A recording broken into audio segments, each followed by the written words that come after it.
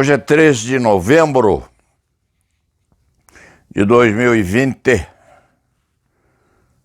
um dia após o dia de luto pelo qual todos nós atravessamos ontem em São Paulo e no Brasil inteiro. Faz parte da tristeza nossa, mas é preciso viver e enfrentar o que vem por aí. O jornal Estadão de hoje traz duas fotos, uma de Biden com Lady Gaga. Lady Gaga é famosíssima, está apoiando, evidentemente, o Biden. E Trump se encontra na foto ao lado com o Mike Pence. Deve ser um assessor de Trump. O que Trump tem no chapéuzinho? Make America Great Again. Uma boa prospecção. De qualquer forma, há atores e atrizes de lá e de cá. Trump é um ator de TV, aposentado ou não, mas sabe das coisas, faz o tipo másculo, o tipo que prevê as coisas na América do Norte. E Biden é pluriapto em matéria de reeleição, onde ele estava e continua atuando. É no Senado, sim, a menos que o escriba se engane e não vai procurar aqui no Estadão. Bastam as duas fotos. Biden leva vantagem. O escriba aprontou já há quase um ano atrás uma previsão, no sentido de que Trump seria derrotado, e apostou 2 sanduíches. Não quer perdê-los e não vai ficar em cima do muro como a maioria dos órgãos de imprensa. Eu creio que, acho que, parece que, há temores de que, não, Trump não ganha a eleição. E se o escriba se enganar na sua previsão, é como mãe de santo que acordou mal. Mãe ou pai de santo vê as coisas defeituosamente, mas perder 2 sanduíches é apenas uma consequência simbólica. Continua a aposta publicamente colocada pelo escriba, não que goste do outro, não, ou não que desgoste demais do Trump. Não tem muita simpatia por quem é voluntarioso nos seus mandamentos. Não, é preciso ser mais simpático, mais carinhoso, mais ajeitado com o povo e falar menos bobagem. O presidente da República, ou o presidente de uma nação, não pode falar bobagens. Dito isto, o escriba passa correndo pelas outras páginas do jornal Estado de São Paulo, inclusive sobre uma pequena nota numa praia em Santa Catarina, uma equipe de TV que é afiliada da Rede Globo foi agredida pelo povo que estava lá, obviamente, sem máscara, algumas mulheres em biquínis sumários, rapazes, homens barrigudos, propedêuticos, na pretensão a nadar um pouco e afogar as suas tristezas passadas. Ninguém gosta de ser fotografado e ter suas intimidades violentadas. E a imprensa, com certeza, violenta tal privacidade.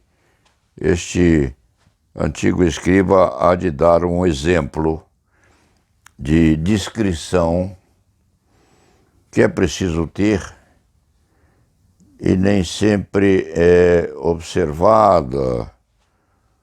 Uma Câmara Criminal de um determinado tribunal aqui no Brasil esqueceu os microfones ligados na prévia de um julgamento e os desembargadores conversando sobre o réu que seria julgado teceram comentários muito desagradáveis respeitando a criatura, uma situação jurídica muito complicada, diga-se de passagem, porque havia um julgamento prévio feito em segredo pelos desembargadores, antecipando a má sorte do réu. E em comentários abertos entre eles, o advogado presente online, e atento àquilo que estava a acontecer. Houve um debate, uma discussão, o defensor reclamou, evidentemente, e foi acoimado de deselegante, de indelicado, porque estaria a verberar aquela conversa entre os juízes do seu defendido. Uma situação muito embaraçosa, é certo, principalmente porque havia um botão nos microfones que precisaria ser desligado e não o foi.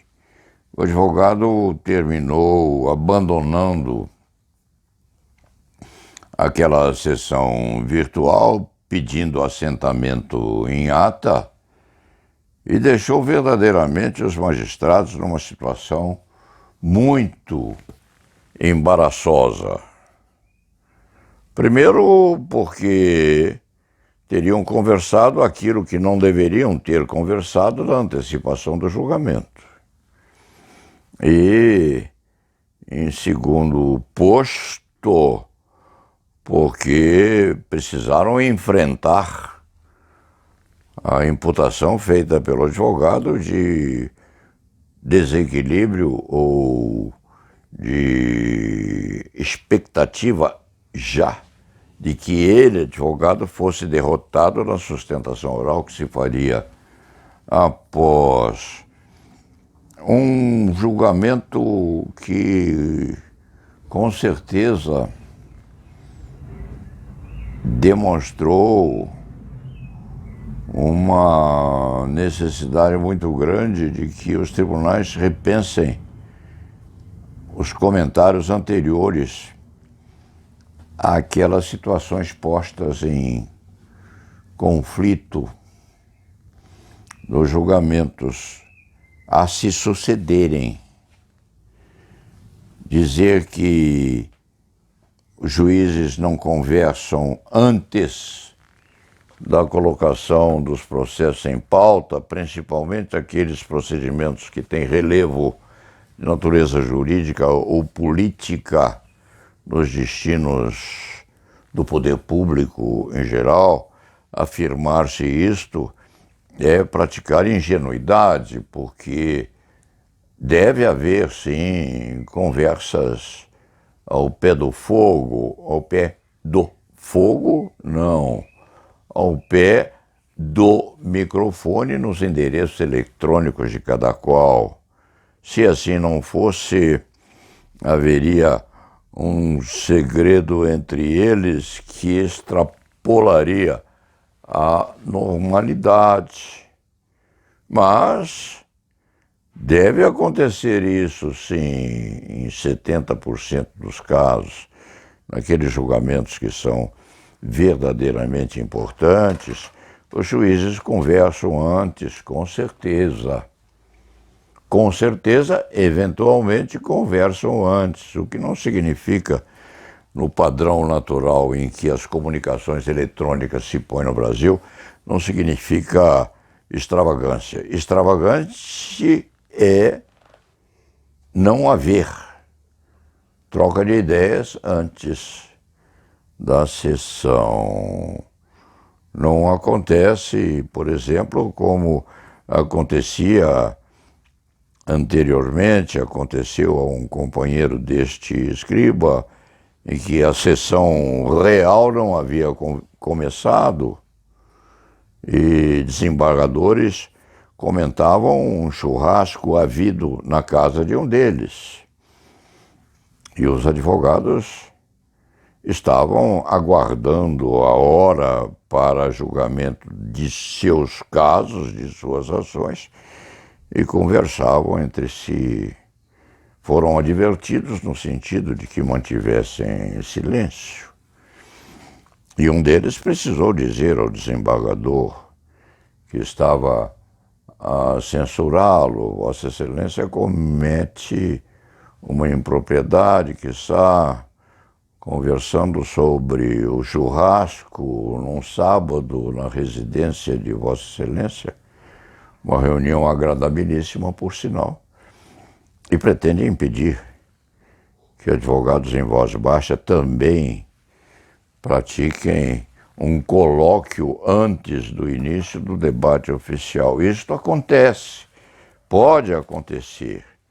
É um relacionamento que precisa ser levado com muito cuidado, com muita paciência e com muito respeito entre as partes, principalmente se os microfones descuidadamente estiverem abertos à visitação dos partícipes. Já aconteceu isso algumas vezes. Deveria haver uma campainha de advertência.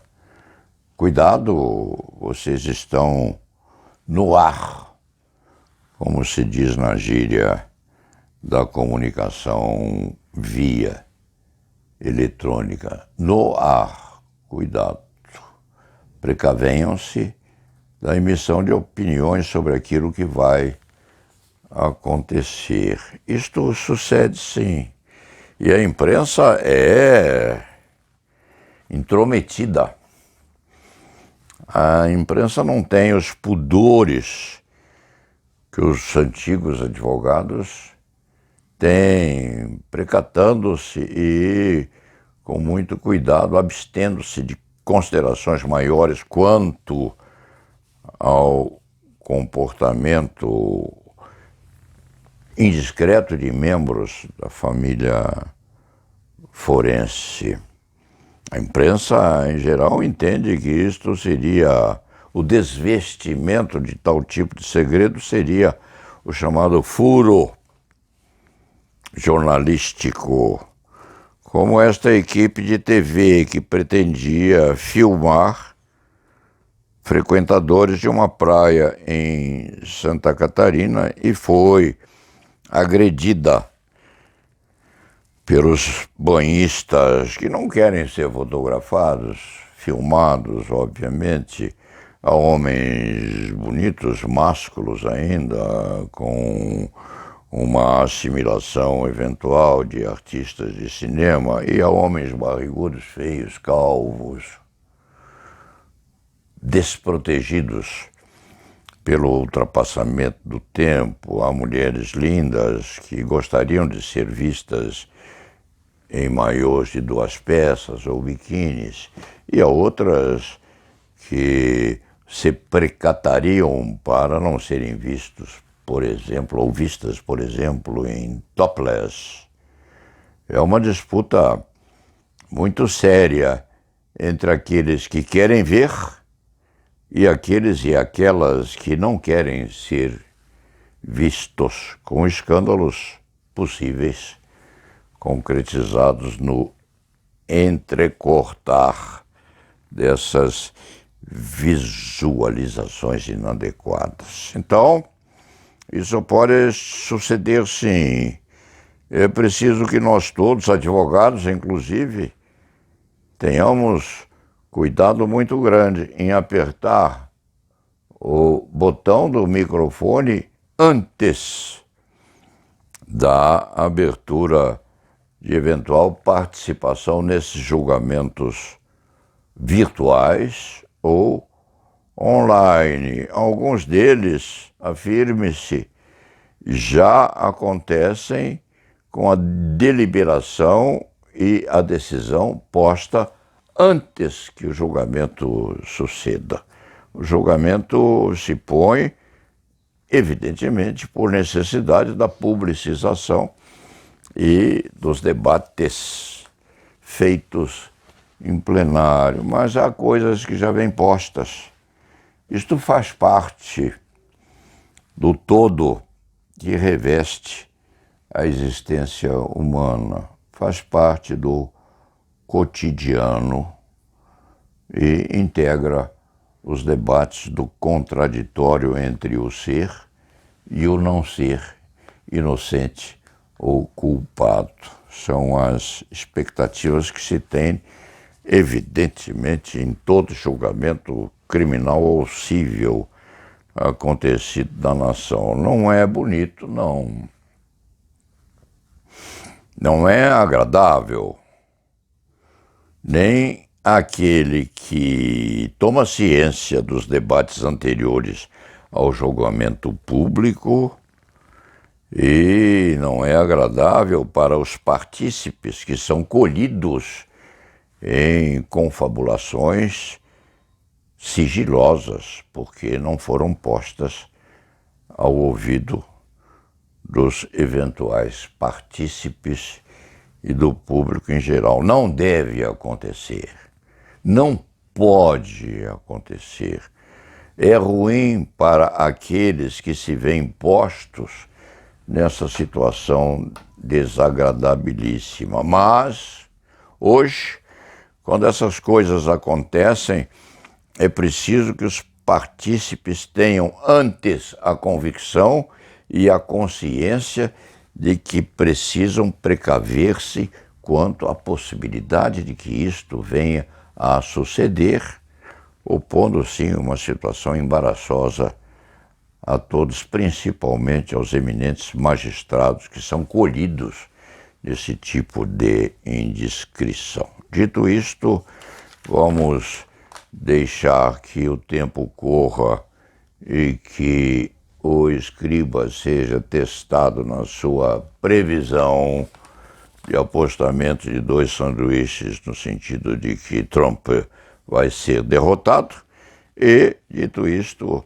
vai como relembrança de que não se esqueçam as partes e os magistrados de antecipar a possibilidade de uma indiscrição indesejada, apertando o telefone vermelho ou o botão vermelho para que as conversas prévias não sejam solidificadas na obediência a uma expectativa ou a uma curiosidade dos partícipes. Vamos ao trabalho. Hoje é terça-feira, um dia após o Dia dos Mortos. Rezemos por eles, já rezamos por eles, aliás. E la nave va.